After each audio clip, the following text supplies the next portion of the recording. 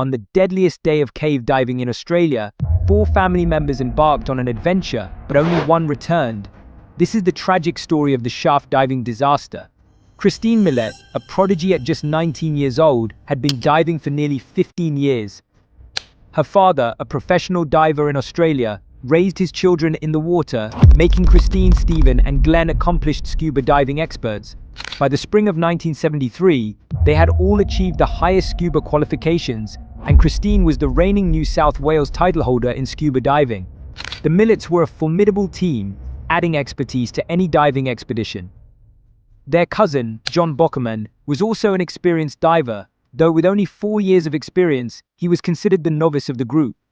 On May 28, 1973, a group of 9 planned a 2-day dive at the shaft sinkhole in Mount Gambier. This unique sinkhole had a small opening that led to a vast cavern below, widened to about 3 feet to allow a person to be lowered in with a rope ladder. Once you squeeze through the grassy opening, the cavern reveals a lake 20 feet below. It's quite deceiving that this small hole in the ground leads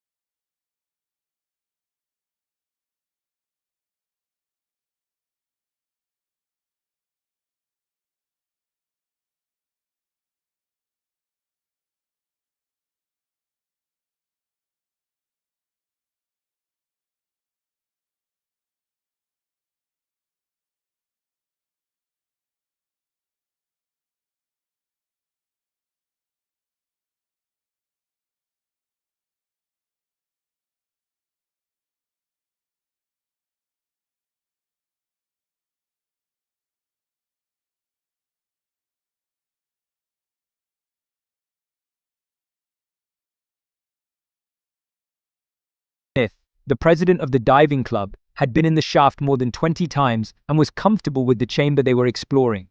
However, Robert didn't know what Christine had in mind for day 2. As far as he had planned, everyone agreed to stay within the 200-foot maximum depth range, which would keep everyone within the main chamber, with the hole above visible as a guide. They hadn't laid any other guidelines or made an official group dive plan. Without an established leader, there was no coordination of plans or a designated buddy system. On the second day, Christine, Stephen, John, and a 4th diver, Gordon Roberts, planned to enter the tunnel section on the western edge of the cave and reach a depth of 250 feet. They intended to quickly descend and ascend without spending much time at that depth, setting a new record. In 1973, scuba divers were still deep diving with regular air cylinders, as mixed gases had not yet been introduced for recreational and technical diving. Science had yet to fully understand the complexities of deep diving. Scuba divers were limited by the depths they could achieve due to nitrogen narcosis. They were pushing the boundaries of what was possible and testing their own personal limits. Unfortunately, the dynamics of cave diving were vastly different from open water scuba diving, and Christine, John, Stephen, and Gordon were about to confront these limits head-on. The other 4 divers, Glenn, Robert, Larry, and Peter, later provided testimony about the events of that day. According to their accounts, everything seemed to start normally.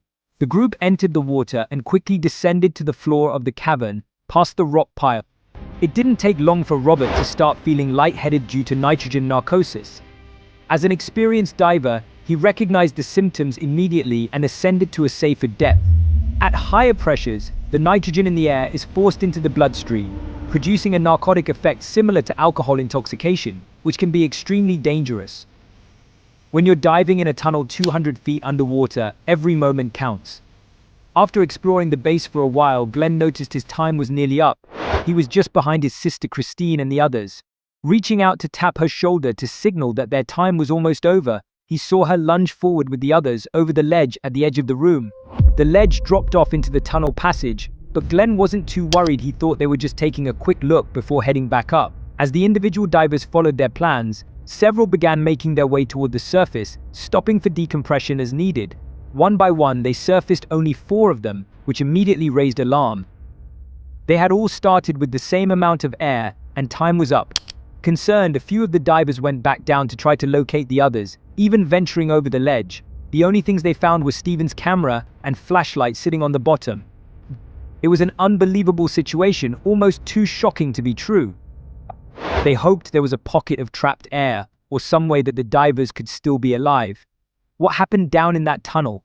When Christine and the others reached the ledge hanging over the abyss, they paused for a moment to gather their bearings. Christine knew she needed to be quick, get down and back with minimal time at this depth. Breathing normal air at this depth was risky, and she was well aware of the dangers. Even if she started to feel the first signs of nitrogen narcosis, she knew how to manage it. Her plan was to stay focused on the task and keep her breathing slow and measured. At the target depth, the air is so compressed that each breath uses 7 times more air than at the surface. Even if everything went perfectly, her air supply would be exhausted in just minutes. However, she was with her brother and cousin, and as a group, they had the expertise to achieve the 250-foot depth record. They were seen plunging into the depths of the tunnel, starting around 200 feet. To reach a depth of 250 feet, they would have to travel over 300 linear feet down the ever-narrowing tunnel. As they moved along, the dangers increased exponentially. Each person would have been experiencing a different level of dread. Their air was getting dangerously low, and narcosis was likely setting in. However, neither of these problems was the true limiting factor, it was the silt. In such a confined space, the movement of 4 divers disturbed the long-settled silt into a frenzy of plumes that would take hours or even days to settle. The silting reduced visibility to less than an arm's length. This was the deadly crux. Without guidelines, there was no way to know how to get out. Christine checked her air and realized she would not make it to 250 feet. Turning back was not nearly as easy as it sounded. Swimming back through the cloud of silt, there was no way to know which direction led back to the rock pile and the glow of the ceiling hole in the main chamber. On a cloudy day, the tunnel would have no view of the main entrance hole. She reached out in front of her, but encountered rock formations that could have been the wall of the passage or just a boulder on the floor. There was no way to orient herself now that the silt had filled the entire tunnel. Her oxygen was running dangerously low. She knew that making it back to the surface would be nearly impossible unless she found the way out immediately. In a desperate attempt to find the direction of the passage, she shot up toward the ceiling to clear the silted bottom. Gordon was doing the exact same thing, and they were seen down in the tunnel swimming to the ceiling of the passage. Their flashlights frantically swept up and down, then back and forth, trying to find any sign that would lead them in the right direction. Uneven rocks jutted out from the upper boundary, making it difficult to navigate. Christine and Gordon didn't realize they were trapped in a false dome over this portion of the tunnel. Once inside, they spun around and felt along the rocks, looking for the way up. Imagine frantically feeling the ceiling and walls of rock around you, but finding no way out, all while being completely blinded by the opaque, sandy water.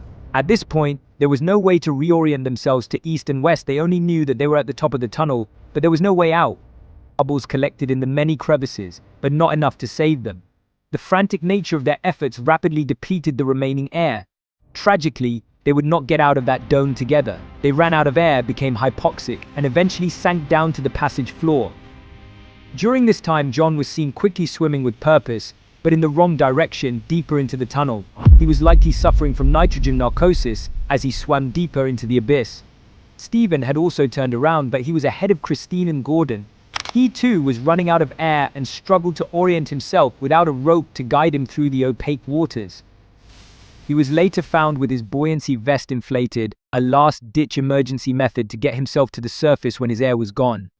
Unfortunately, he got caught on an outcropping of rocks and never made it to the surface. Despite an exhaustive search by the surviving divers and police, it took more than 11 months to locate and recover the 4 lost divers. It was truly hard to comprehend that some of the best trained scuba divers could lose their lives in a sinkhole. After this disastrous day, new standards began to be established specifically for cave diving. The significant differences between open water diving and cave diving were essential facts that divers needed to be thoroughly educated about before entering any cave.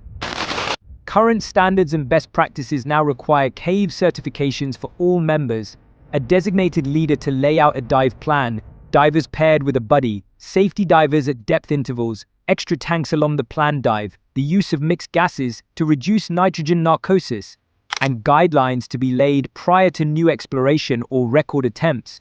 Much of this was established after their tragic loss and partly because of it. The risky hobby of cave diving has since claimed more lives, but the implementation of these safety standards aims to prevent further tragedies. If you enjoyed this video, please give it a thumbs up and share it with your friends. Don't forget to subscribe to our channel and hit the notification bell so you never miss an update. Thanks for watching and stay safe out there.